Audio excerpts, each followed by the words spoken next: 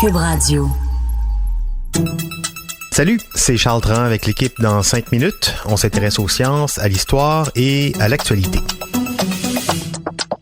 Aujourd'hui, on parle d'avions électriques. Mais oui, si les voitures ou les trains peuvent fonctionner avec l'électricité, pourquoi pas les avions, hein? Les gros avions, là, je parle.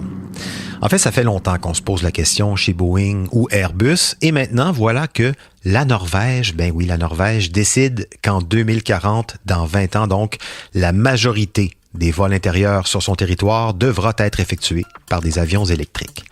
Aujourd'hui, on teste des avions électriques à 2 places, voire 4 places, et encore, il paraît qu'avant les vols d'essai, les pilotes doivent être au minimum, pas de valise, même suivre une diète. Fait que les avions électriques, c'est possible à moyen terme ou pas?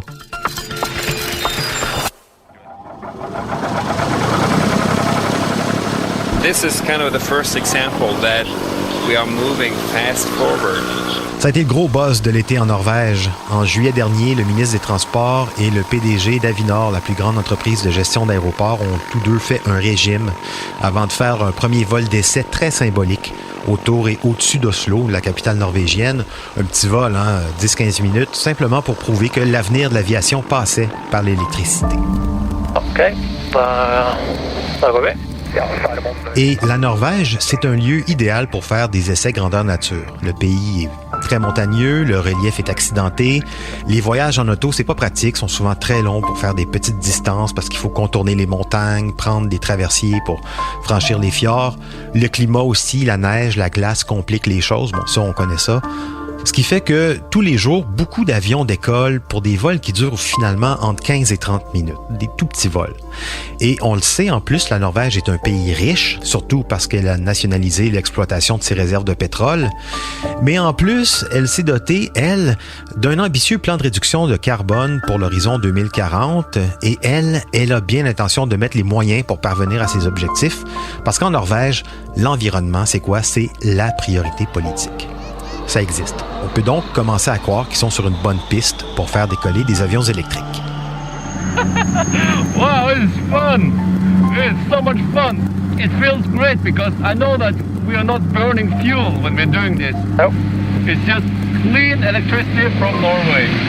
Pour le moment, donc, je le disais, les avions électriques décollent avec quoi? 4 personnes à bord quand ils sont petits, sans valise. 2040, c'est dans 20 ans. Hein? Comment on va faire en 20 ans pour mettre au point des avions qui vont pouvoir effectuer des vols commerciaux, transporter de 60 à 100 passagers, équiper des aéroports de bornes électriques aussi pour les recharger, ces avions? Et en plus, comment on va faire pour assurer l'alimentation en électricité de ces bornes? Ça va tirer pas mal de courant. Le projet est vraiment très ambitieux, mais réaliste selon les acteurs de ce projet. Should all be electrified by 2040. I'm convinced about that. Déjà, Airbus pense pouvoir faire voler 100 passagers sur une distance de 1000 km d'ici 2030, donc d'ici une douzaine d'années, avec un avion électrique. Chez Boeing, on pense pouvoir même le faire avant, 3 ans avant, 2027. La compétition est donc bien lancée. Chez le partenaire de Boeing, Zunum Aero, qui est basé dans les banlieues de Seattle, on travaille fort non seulement sur les batteries qui pourraient faire monter un avion à 10 km d'altitude, mais on travaille aussi beaucoup sur les systèmes électriques embarqués capables de maintenir du courant en continu, en vol, un courant constant, un courant fiable, les films, l'éclairage, les fours bien sûr, mais tous les systèmes de navigation, de fonctionnement d'un avion, c'est très énergivore, un problème qu'on avait facilement résolu depuis longtemps sur les avions qui fonctionnent au kérosène. Un moteur au kérosène, par exemple, ceux d'un Boeing 787, les plus récents, ils font fonctionner des génératrices pour alimenter tous les systèmes électriques de l'avion, assez, paraît-il, même pour donner du courant à 850 maisons, 1,3 MW. Ça produit beaucoup d'électricité. Donc, en plus de faire tourner les moteurs de l'avion, ça va prendre de l'énergie aussi pour alimenter les systèmes électriques. Donc, faire monter l'avion, en fait, pour les ingénieurs, c'est pas ça qui est le plus difficile. D'où l'idée, comme pour les voitures, pour l'instant, pour commencer, d'utiliser des moteurs hybrides.